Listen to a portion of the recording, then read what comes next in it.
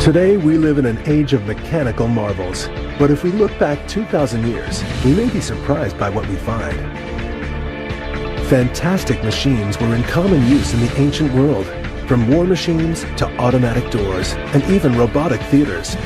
The ancients even had a steam engine. Now, we reveal how the first age of machines was in fact in the ancient world. Now on Modern Marvels, Ancient Discoveries 3.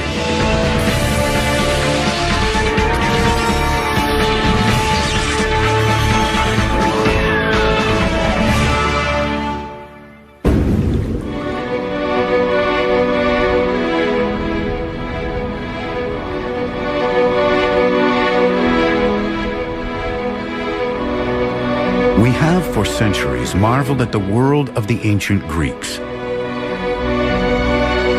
A world where the human mind was set free to look beyond the everyday drudgery of life and think of greater things. A time of science, art, and philosophy, dazzling new ideas that they would export to the rest of the world. And at the heart of this age of wonder stood a great city. Not in Greece or Italy, but here on the coast of ancient Egypt, in a place called Alexandria. While the Romans thought of war and the Greeks thought of philosophy, in Alexandria they thought of thought itself. These halls once echoed to the footsteps of Plato, Aristotle, and Archimedes. But you might also have found another less well-known face here. He was not a philosopher or poet, but an inventor, and he almost started an industrial revolution 2,000 years ago. They called him Mechanos, the machine man, but we know him as Heron of Alexandria. 2,000 years before the modern day, Heron was building his own machine age and in the process creating devices that still amaze us today. Heron lived in Alexandria at a time when it was the most cosmopolitan city on Earth. This beautiful city, once home to the legendary Queen Cleopatra, was the brains behind the classical world. Great minds from across the world were drawn here to trade in the most valuable of commodities, not gold or slaves or corn, but knowledge. The great library was the bank for this knowledge. Here were gathered together all the writings of the Greeks, Romans, Egyptians, and more. Halls piled to the ceiling with scrolls of mathematics, philosophy, geography, and history, all vying for space with plays, fables, songs, and poems. Today, hardly any of these works survive, and we can only dimly imagine what wonders once lay in Alexandria. But we do know that hidden in its vaults lay the plans for the most extraordinary machines ever created. The Great Library at Alexandria was, I think, the intellectual powerhouse of the ancient world. It was the largest and the best library in the Mediterranean. If you were looking for any particular book, there was always a good chance that you could read it at Alexandria. Attached to the library at Alexandria was an institution called the museum. Not a museum as we would imagine it, with objects on display in glass cases and cabinets. Museum was a place to muse, to think, to discuss, to invent. Many of the professors in the museum had written the greatest books in the library. Some devoted their energies to figuring out how the world worked, and some spent their time planning, devising, and building inventions. It was here in the museum that Heron set about creating his extraordinary inventions. Today, none of his machines survive, and we know almost nothing about the man himself. But we do know about his marvelous machines, because Heron wrote books on how to build them, and incredibly, copies of some of those books survive. They open a window on the wonderful mechanized world he knew.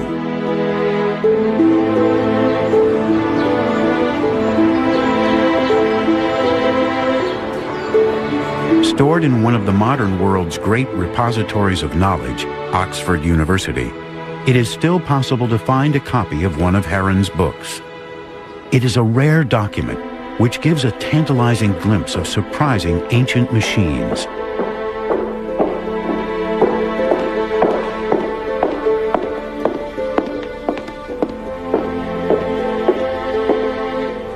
Although the original is long lost, this 16th century copy can take us straight back into Heron's world.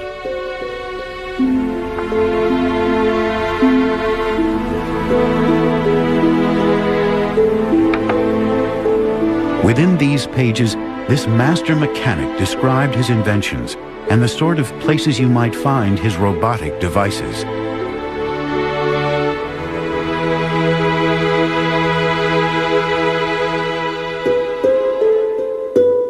Some were for the home, some simply there as entertainment for dinner parties. Others whirred and clanked away in theaters, producing amazing special effects. But the most likely place to find one of Heron's machines wasn't in either of those places. It was in the temples.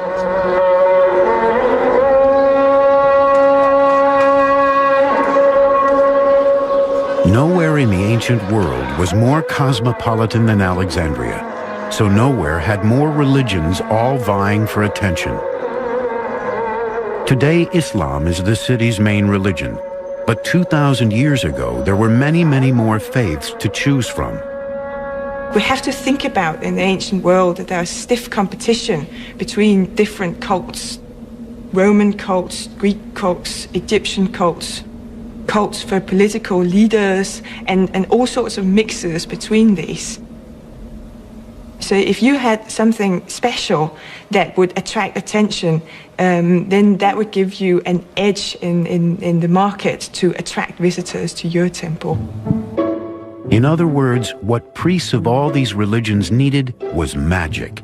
And that's just what Heron could provide, with fantastic machines which would appear to move as if commanded by the gods. He would even create automatic temple doors, which would open and close when a sacrifice was given to the gods. Heron was using his talents as a magician and showman to trick the ancient worshippers into believing they had witnessed miracles happening in front of their very eyes. Heron is credited with inventing the steam engine during the 1st century AD, but the Greeks only used it as a novelty. Modern marvels will continue in a moment.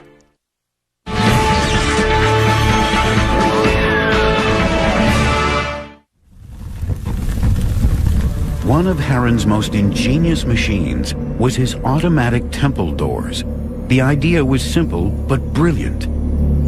As a priest and congregation approached their temple, the doors would magically open to welcome them inside. In front of the huge closed doors of the temple, the priest would theatrically step forward and light a fire on an altar by the doors. Beneath this altar, an amazing array of pipes, containers, and weights would then swing into play, unbeknown to the expectant congregation. Water flowed unseen into buckets that counterweighted the huge doors. Above ground, the priest might now make a final offering on the fire as the heat drove the hidden mechanism below.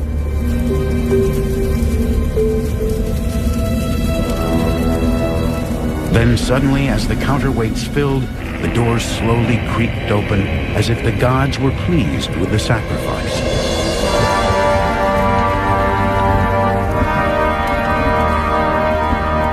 A fantastic finale was provided by the sounding of a fanfare as the mechanism blew compressed air through a trumpet. To Heron, it was simply mechanics, but to the congregation, it was a miracle.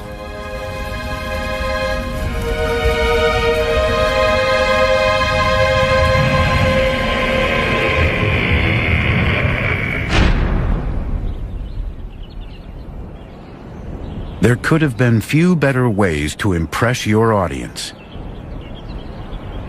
And there is evidence that even the great temple at Ephesus in Turkey, one of the wonders of the ancient world, may have been fitted with these automatic doors.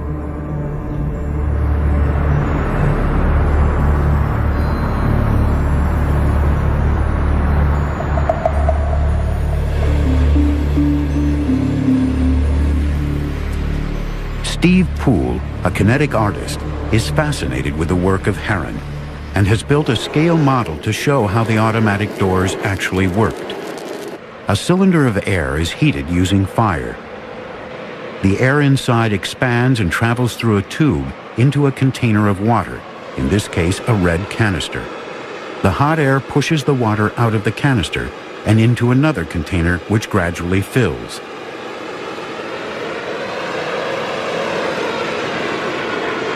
The mechanism uses a counterbalance, and when one container fills and drops, another rises, causing the doors to swing open.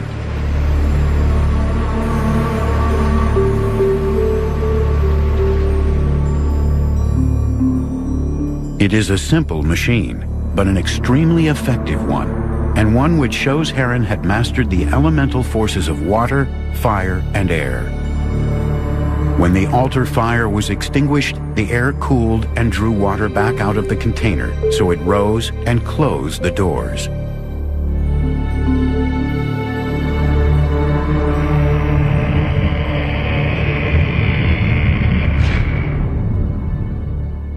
Heron invented many temple machines which included these automated moving figures, which made offerings to the temple fire when it was lit.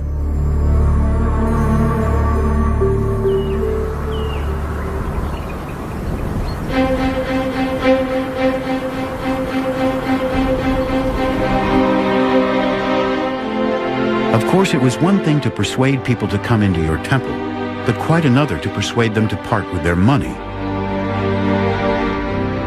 And money was the key to running a successful religion. How to get people to spend it and how to collect it were just two of the problems Heron also had answers for.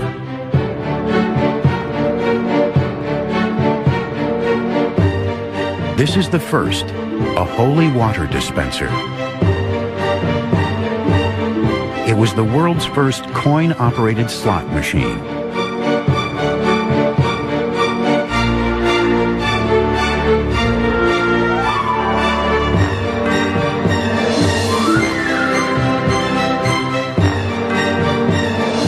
As people entered the temples, they were required to wash their hands using holy water that had been blessed by the priests. Blessing and selling holy water was time-consuming for the priests, so Heron invented a machine that made their lives easier and was more efficient. When a worshiper placed a drachma coin in the top, out came a precisely measured cupful of expensive but holy water.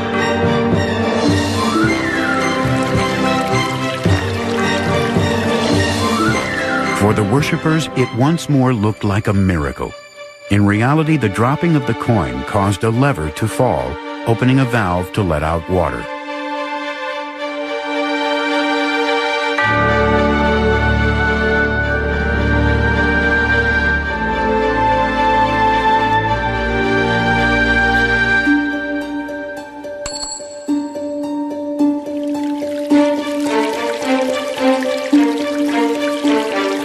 For those who could see the inside, it was simply another mechanical marvel.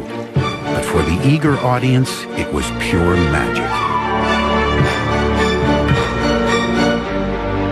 In solving the priest's problem of dispensing holy water, Heron had invented the coin-operated vending machine 1,800 years before its modern equivalent was first patented.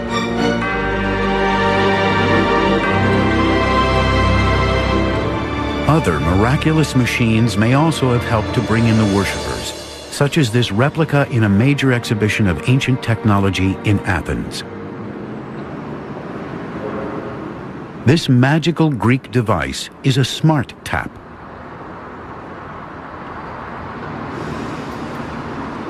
As water is taken out with a cup, it automatically fills itself back to the right level.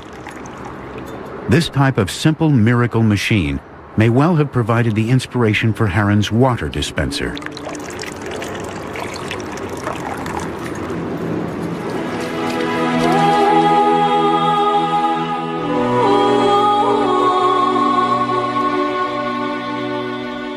It is hard to imagine today that these silent temple ruins may once have been filled with such magical machinery, performing what looked like miracles to an awestruck audience.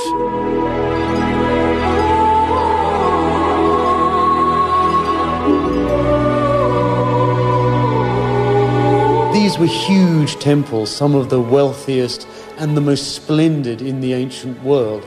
Heron's automatic inventions would have added further to the sheer sense of splendor and awe that any worshipper would have experienced. But Heron had one more money-making device for the temple priests, one which would allow worshippers to think they were talking with the gods, but which was in fact much more dishonest.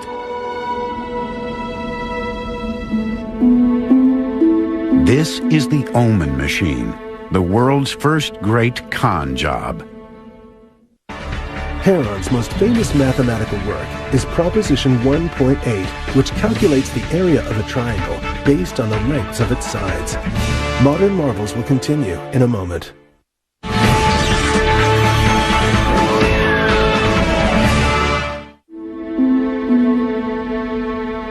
In the ancient world, one of the reasons for going to a temple was to find out what the future might hold. And ancient peoples were happy to pay for a glimpse of things to come. For this, they would consult Heron of Alexandria's Omen machine.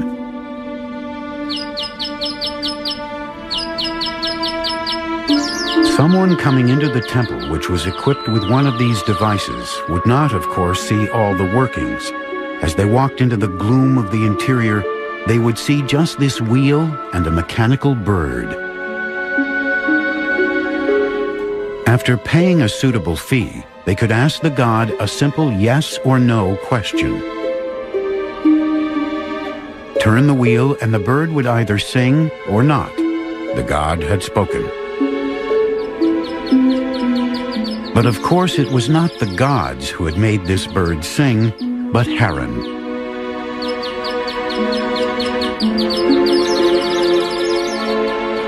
Inside the mechanism, a series of cogs, ropes, and pulleys made the bird sing when the wheel was turned. A simple cog attached to the inside of the device could then be disengaged, perhaps by a priest, to silence the bird if the other answer was required.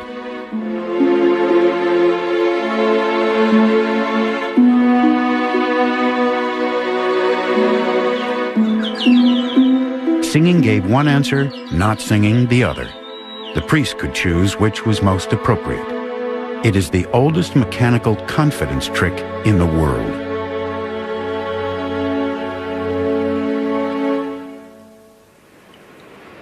And the wonderful bird song? Just a cup attached to a warbling whistle being lowered into a tank of water.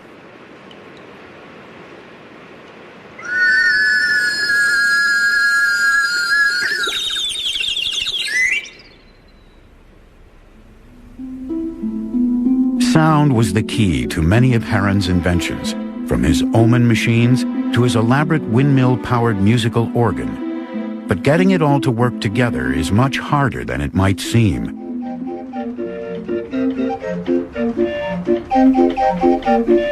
Richard Windley is an artist and musical instrument maker who has been inspired by Heron's machines, which incorporated sound movement within their design.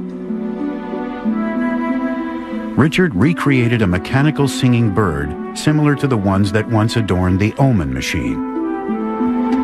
It was an intriguing challenge to see if he could make Heron's bird sing. The drawings of Heron which I discovered and the writings, which are sort of fairly descriptive but rather tantalising, give the basic outlines of how he managed to get these things working. This machine uses the siphon mechanism, the same concept which flushes modern toilets. Water is poured into the top, and when it reaches a certain point, the siphon action sucks out water at high speed. This fast-flowing water pushes the air in the pipes and forces it upwards. It causes a warbling whistle to sing and opens and closes a valve, making the bird's beak move.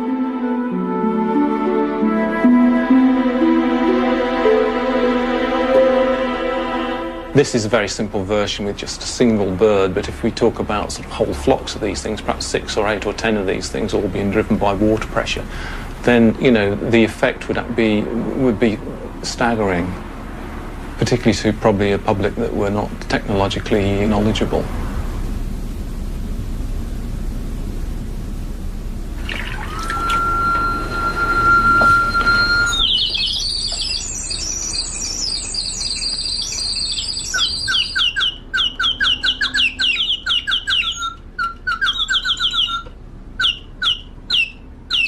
And Heron built far more elaborate machines than this. In this strange device, when you lift an apple from a pedestal, a figure of Hercules fires an arrow from a bow toward a dragon.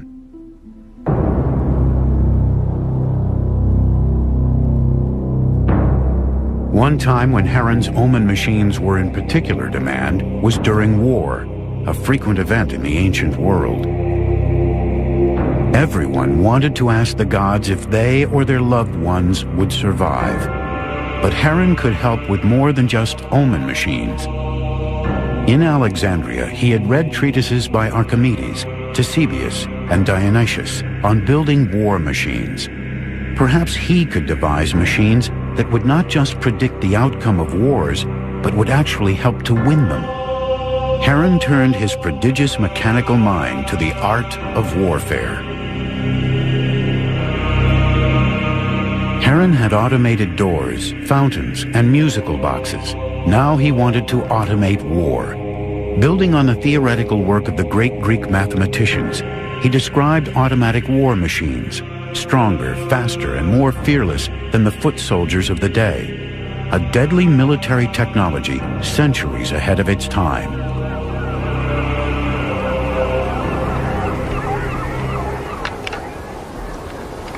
Alan Wilkins has been using ancient descriptions of war machines to try to rebuild these fearsome devices. This is a Greek catapult, but it is no ordinary weapon.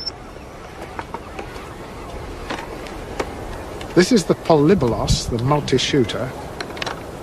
It's the first machine gun, and it's over 2,000 years before what is now regarded as the first machine gun, the Victorian Gatling gun.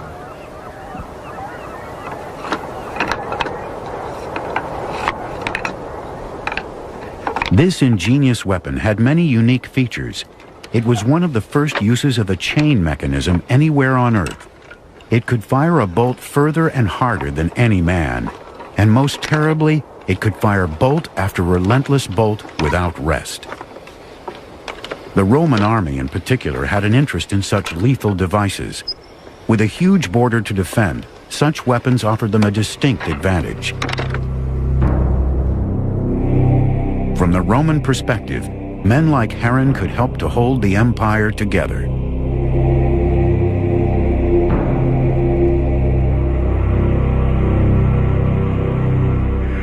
Here on Trajan's column in Rome can be seen an automatic cheruballista, or hand catapult.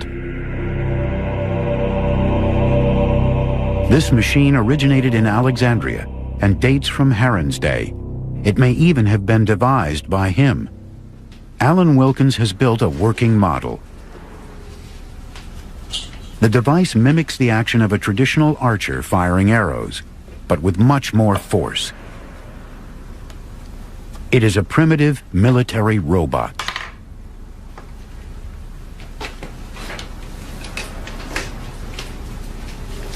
The main length of the machine represents the outstretched arm of the archer.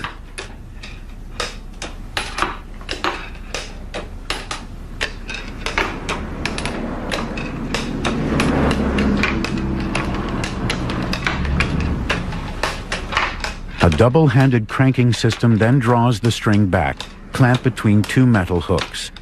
When the arm is fully stretched, these steel fingers then release, driving the bolt forward with terrific force.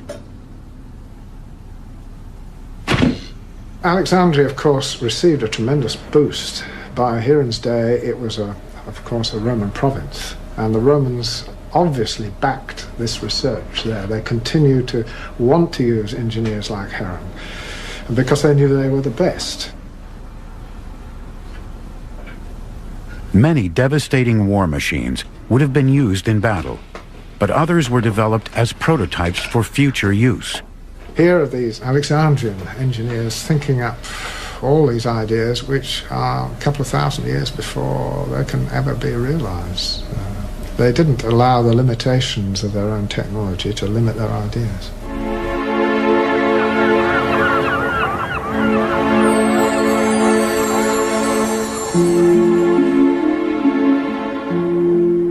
But Heron had more to offer the Alexandrians than just siege engines and miracle machines.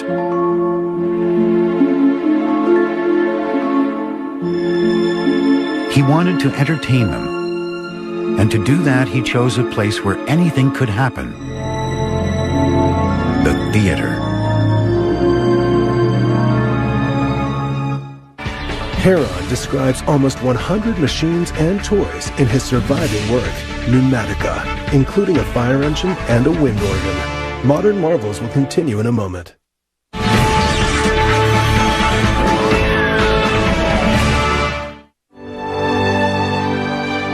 It was in the indulgent world of the theatrical arena that Heron knew his genius at creating magical machines could truly be recognized. In ancient times, theater was at the center of many people's lives. It was here that people could join together and discover new ideas and experiences. Theaters such as this vast one at Epidaurus still stand as a testament to their enduring popularity with the people of the classical world. This was as close as the ancients got to cinema, their very own field of dreams.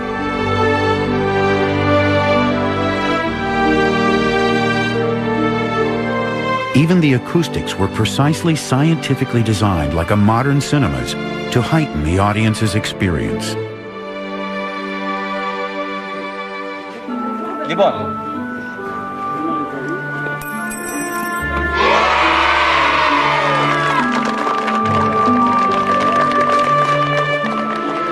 For the classical world, theater was of huge importance and had been for centuries.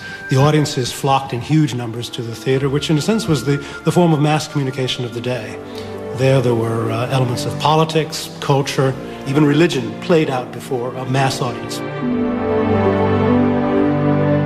Of course, it was hugely attractive to Heron because he had a ready-made audience, an audience which was conditioned, habituated almost, one might say, to going to the theater and enjoying spectacle entertainments there.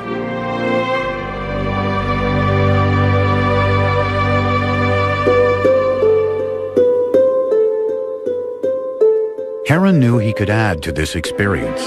The skills he had learned building war machines and temple illusions could finally be given free rein on a stage where anything was possible.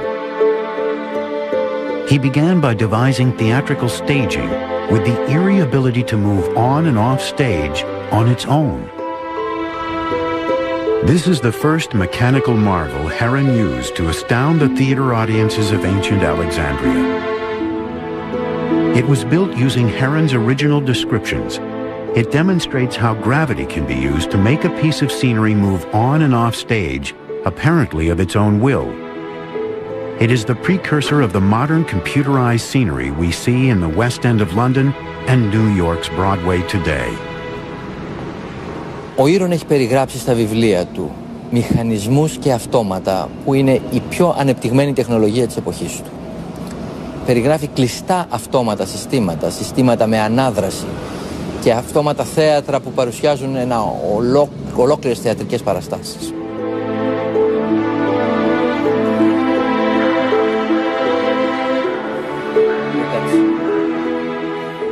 A compartment in the top of the device contained sand, and when it was released through a series of holes, it pulled down a weight. The weight was attached to a rope which was wound around an axle. When the rope unwound from the axle, the device moved forward. When fully unwound, a lever clicked, the weight was lifted, and the device trundled back again.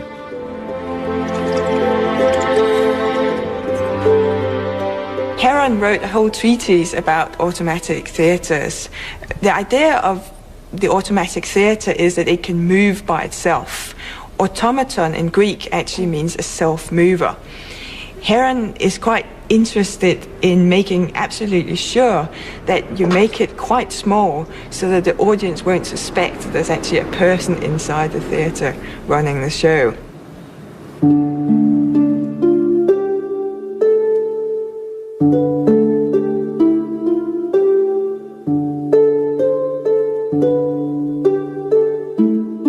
A simple spindle with pegs which made all these movements possible was in fact one of Heron's greatest inventions.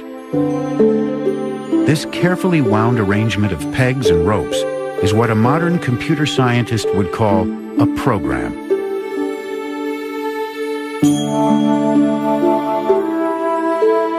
No doubt the audiences at Alexandria's theaters marveled at these moving sets for a while, but as Heron knew, audiences are always looking for something new to grab their attention. He had automated the set, but what about the actors? This would be his next bold step, to create an entirely automatic theater production, with automatic sets, actors, and effects that would run on its own for over 20 minutes.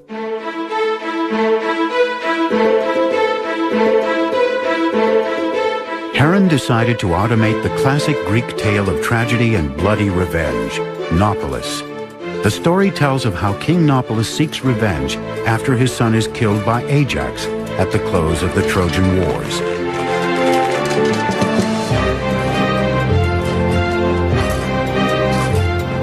The play begins with 12 characters repairing a warship, all moving automatically.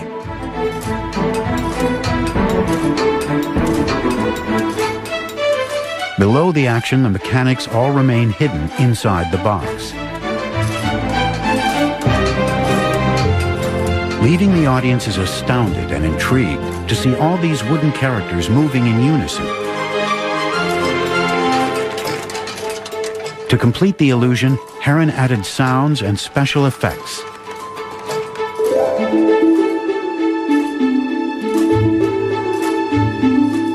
Scenes changed and backcloths dropped automatically, providing a new background for each piece of the action in turn.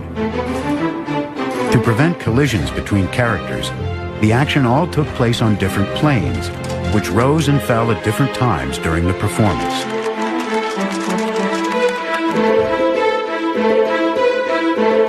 Powering the whole pageant was a system of weights and ropes, sand glasses and seed hoppers, utilizing gravity to provide the required energy.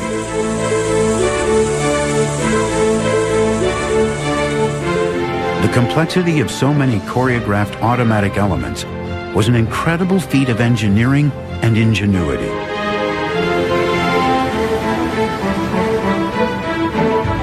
As the ship in the story encountered a storm, Heron used an automatic thunder machine to shake some fear into the audience.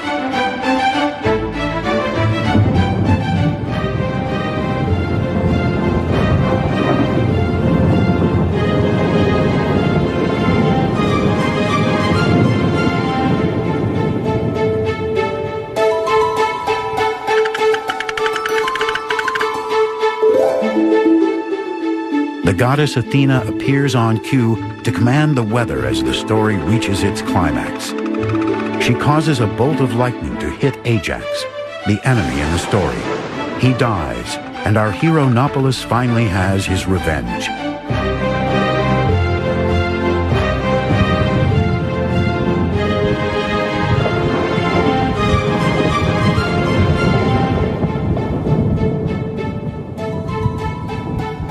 As the final sounds rang out around the theater, the first time this play was performed, the audience must have been enraptured by the spectacle in front of them.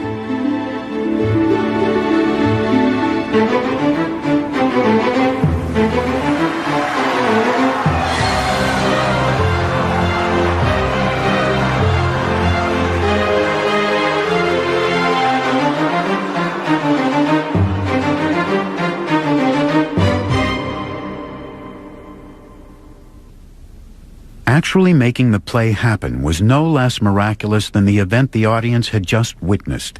It might not be magic, but it required a mathematical genius to make it work.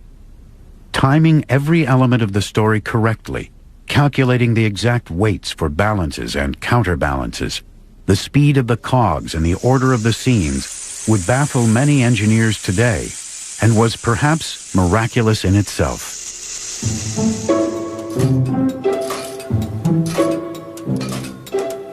The engine which drove the whole show was this hopper. It harnessed the power of gravity and was filled with either sand or seeds. The slow release of these then started the chain of events. As the seeds fell, a weight on top of them lowered. That weight then pulled a rope, which then in turn turned a spindle. This spindle was effectively the master control. It held the program stored in a complex system of ropes wound around pegs, which set off different aspects of the show when the rope was unwound past certain points.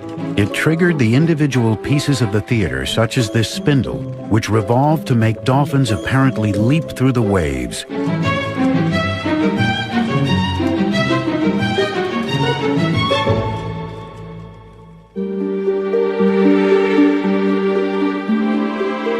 In Alexandrian theaters like this, crowds may once have gasped as roars of thunder and flashes of lightning emerged from the strange automatic theater on stage and reverberated around the auditorium. The theatre in Alexandria, I think, was at the centre of the city's life. Also, and importantly, before the highly critical audience in the theatre at Alexandria, reputations were won and lost. And it's in that highly competitive context that we should see Heron of Alexandria's spectacular stage devices. These were devices meant to wow the audience. It's difficult to recapture something of their impact, but I imagine that it was like watching the first talking movies at the beginning of the 20th century. Something that would make you want to come back to the theatre, something that would make you remember Heron of Alexandria as an inventor. Heron was an entertainer and a flamboyant inventor. While many of Heron's designs were intended to either impress worshippers in a temple or to entertain audiences in a theater, some were mechanical toys or novelties built simply for amusement in the home. But one invention could have changed the world forever. It's a steam-powered engine, invented by Heron thousands of years before its time. Heron's work Catoptrica deals with his study of light and mirrors. In it, he states that vision results from light rays emitted by the eyes, and that these rays travel with infinite speed. Modern marvels will continue in a moment.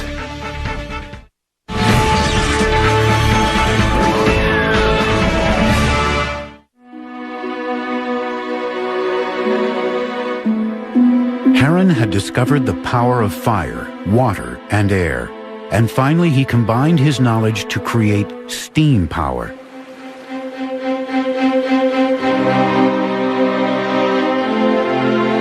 This would lead to the invention of a simple but remarkable device. The strange machine is Heron's steam ball, the first steam turbine engine, and the fastest revolving mechanical instrument in the ancient world.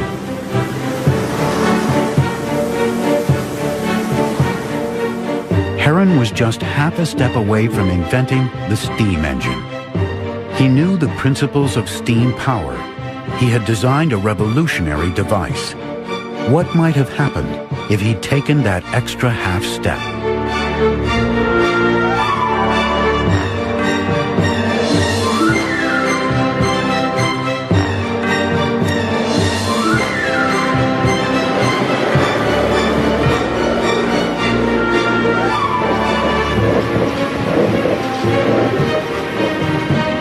I'm heating up this container here so that it generates steam. There's water in here, and the steam will come up through these pipes into this ball and out through these jets, and then it should spin.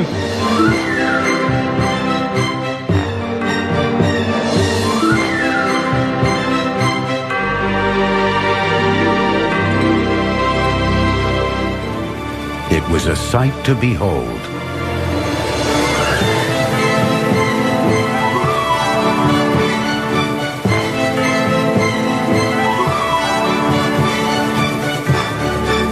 Heron had managed to control the power of steam. It was a remarkable breakthrough.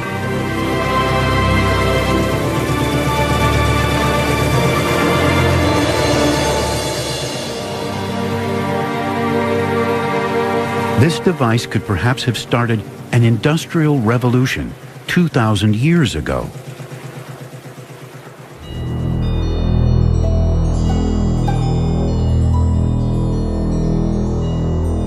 Had Heron combined what he knew about pistons with this steam ball invention, he might have made a true steam engine.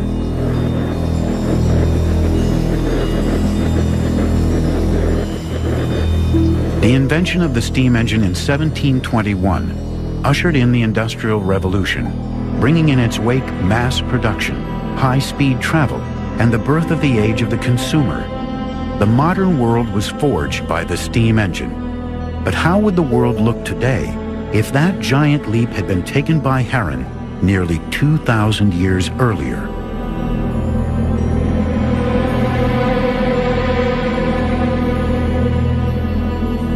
So why didn't Heron's greatest invention start a revolution? Perhaps he simply didn't make the connections and never saw this wonderful machine as anything more than a toy. Or more ominously, in a world run on cheap and plentiful slave power, perhaps no one saw the need for labor-saving devices.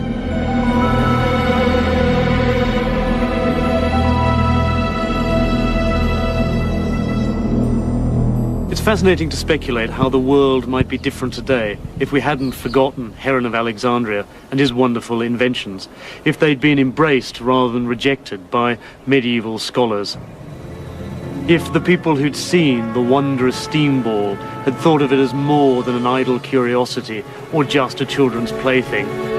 After all, it's clear from his inventions that Heron of Alexandria knew about steam mechanics and knew the basis of computer programming.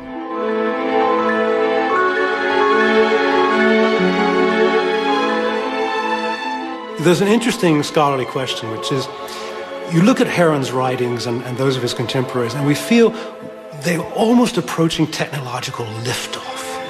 That in another generation or two, with the steam engine and other inventions in the wake of that, we might almost have been facing an industrial revolution taking place 2,000 years before it actually occurred.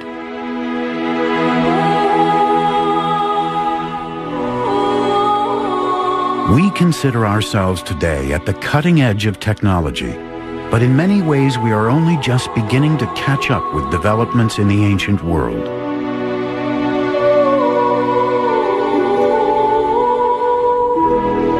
"2,000 years ago, there was a world more familiar and more advanced than we could have imagined.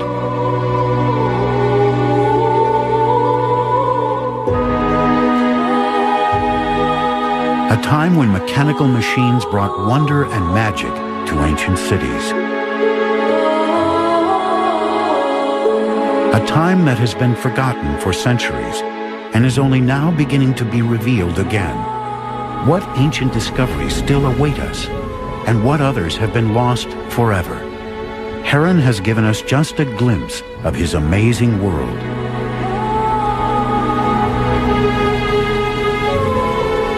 But what could our world have been like today if we had not forgotten Heron of Alexandria?